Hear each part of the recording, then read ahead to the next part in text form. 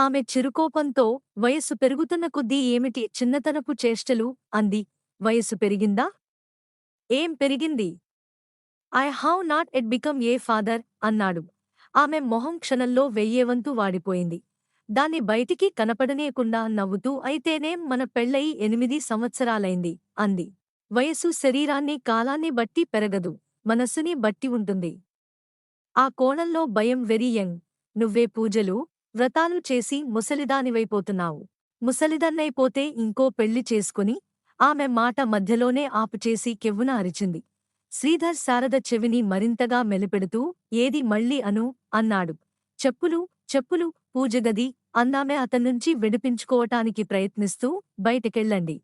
అతడామెని వదులుతూ వెళ్ళాలితే కొంచెం సేపుంటే పూజగది పడకగది అయ్యేట్టు ఉంది తెల్లవారుజామునే అంటూ బయటకు వచ్చేడు. తెల్లవారుజమా? ఏడాయింది అంది ఆమె అతాడితో పాటే బయటకొస్తూ. తొందరగా స్నానం చేసి దేవుడి ముందు నిలబడి లెంపలేసుకోండి. ప్రొద్దున్నే పూజగదిని అపవిత్రం చేసేరు. అతడు అమాయకంగా దేవుని విగ్రహం వైపు తిరిగి, సకల చరాచర సృష్టి స్థితి లయకారుడా! నీ ముందు సృష్టి కార్యం గురించి మాట్లాడటం అపవిత్రం ఎలా అవుతుందయ్యా? అన్నాడు. ఆమెకు నవ్వొచ్చింది. అది అతడికి కనబడితే మరింత ప్రమాదం జరుగుతుందని. చాల్చాలు దేవుడితో అలా మాట్లాడితే కళ్ళు పోతాయి అంది లోపలికి వెళ్ళిపోతూ. శారదా! అన్నాడు. ఆమె ఆగింది. దేవుడున్నాడంటావా? ఒక్క క్షణం భయంకరమైన నిశ్శబ్దం ఆ గదిలో తాండవించింది. ఆమెకెందుకో ఆ ప్రశ్న అపశృతిలా వినిపించింది. తన అలజడిని కప్పిపుచ్చుకోనే ప్రయత్నం చేస్తూ నవ్వి, ఆ అనుమానం ఎందుకొచ్చింది? నాకెప్పుడూ కనపడలేదులే. అందుకని దేవుడు వెనకుండే మనని ఆడిస్తాడండి. అతన్ని భక్తితో పూజిస్తే మనకే లోటు చేయడు. నీకే లోటు చేయలేదా? ఆమె అతడి దగ్గరగా వచ్చి అతాడివైపు ఆప్యాయంగా చూసింది. శ్రీధర్ నవ్వేడు. ఇన్ని పూజలు చేస్తున్నావ్ కదా, మరి నీ కడుపున ఓ నలుసిని పడేయడేం? ఆమె కోపంగా ఊ అంది. సరే అయితే పందెం కాస్తున్నట్టు అన్నాడు. నువ్వు దేవుడ్ని ఇంకా భక్తితో ప్రార్థించు. రేపే నేను వేసక్టమీ ఆపరేషన్ చేయించుకోంటాను. ఆ దేవుడు పాపనెలా పుట్టిస్తాడో చూద్దాం. ఆమె చిగురుటాకులా వణికిపోయి అతడి నోటిని చెట్టోమూస్తూ అంటమాట అనకండి తథాస్తు దేవతలుంటారట అంది ఆందోళనంగా. అతడు తేలిగ్గా నవ్వేడు. గడియారం 7 కొట్టింది. అన్నయ్యా! ఒక్కసారి తొందరగా రా పరిగెత్తుకుంటూ వచ్చింది అనిత. చదువుతున్న పుస్తకం పక్కన పెట్టి. ఎక్కడికి? అడిగేడు శ్రీధర్. చెప్తాగా రా అంది వెనక్కి తిరుగుతూ. రాత్రి 9 వర్షం వచ్చే సూచనలు కనబడుతున్నాయి. గాలికి కిటికీ తలుపులు ఊగుతున్నాయి.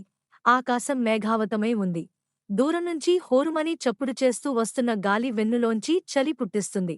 ఎక్కడో సముద్రంలో వాయుగుండం ఏర్పడినట్టు, ఒక భయంకరమైన ప్రళయాన్ని సూచిస్తున్నట్టుగా ఉంది వాతావరణం. అతడు కిటికీ తలుపులు వేసి బయటికి వచ్చేడు. మెయిన్ హాలు లైట్లు వెలుగుతున్నాయి. మేడమీద నుంచి దిగబోతూ ఆగేడు. హాలులో మధ్యగా సోఫా సెట్లు, మధ్యలో బల్ల, పెద్ద సోఫాలో భార్య కూర్చొని ఉంది. ప్రక్కనే స్టూలు లాక్కొని అనిత కూర్చొని ఉంది. ఎదురుగా నారాయణరావు ఉన్నాడు. శ్రీధర్ వేళ్ళని చూడటంలేదు. అతడి దృష్టి మధ్యలో ఉన్న స్టూలు మీద పడింది. ఆ స్టూలు మీద చదరంగం అట్టలాంటిది ఉంది.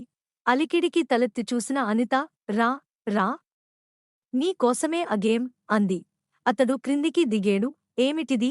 మనింటికి దెయ్యం వస్తుందట అంది శారద నవ్వుతూ. మీ చెల్లెలు స్కూల్లో ఏదో నేర్చుకువచ్చి మనకి చూపిస్తుంది అంది.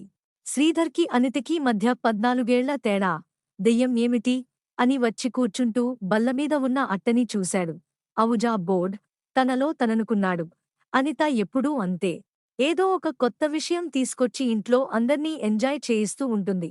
అతడు ఈ బోర్డ్ సంగతి తనకి తెలియనట్టు నటిస్తూ మొహం మామూలుగా పెట్టి కుర్చీ లాక్కొని కూర్చుని ఏమిటిది చివ్ అని అడిగాడు.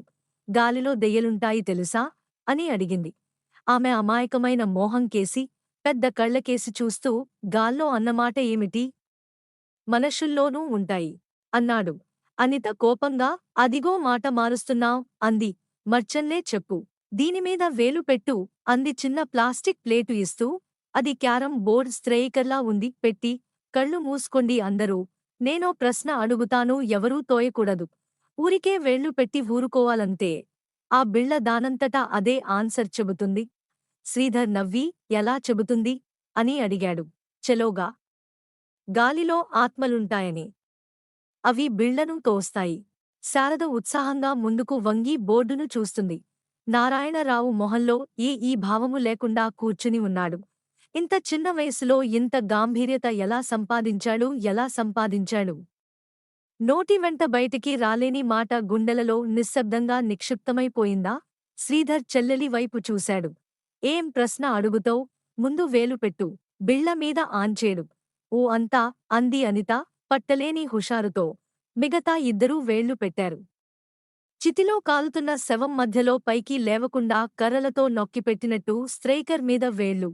అందరూ కళ్ళు మూసుకోండి అంది అనిత. ఆమె కంఠం ఎక్సైట్మెంట్తో వణుకుతోంది. నలుగురూ కళ్ళు మూసుకున్నారు. అందరూ ఎవరూ ఒకరిని చనిపోయిన వాళ్లని తలుచుకోండి. అతడికి తల్లి జ్ఞాపకం వచ్చింది. తండ్రి జ్ఞాపకం వచ్చాడు.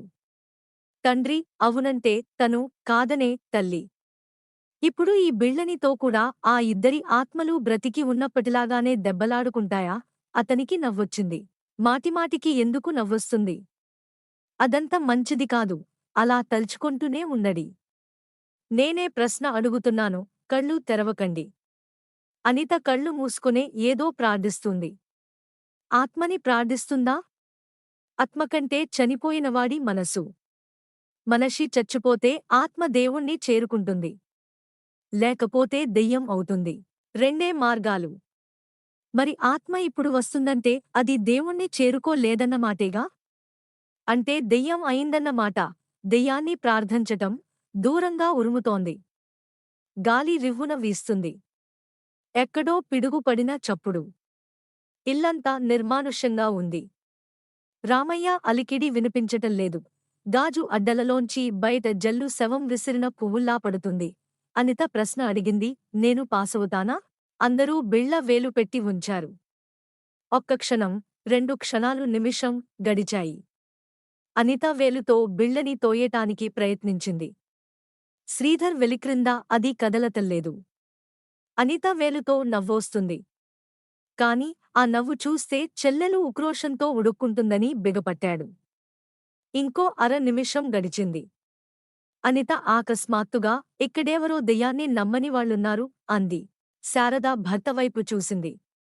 శ్రీధర్ నవ్వి తీసేస్తూ నేనే అన్నాడు. మీ ముగ్గురూ అడండి.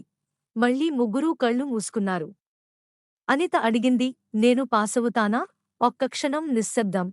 కిటికీ తెరలు నెమ్మదిగా కదిలినై. అదిగో దెయ్యం వస్తుంది అన్నాడు శ్రీధర్. ఎవ్వరూ మాట్లాడలేదు. అతడు బిళ్లని చూశాడు. అది కదులుతోంది.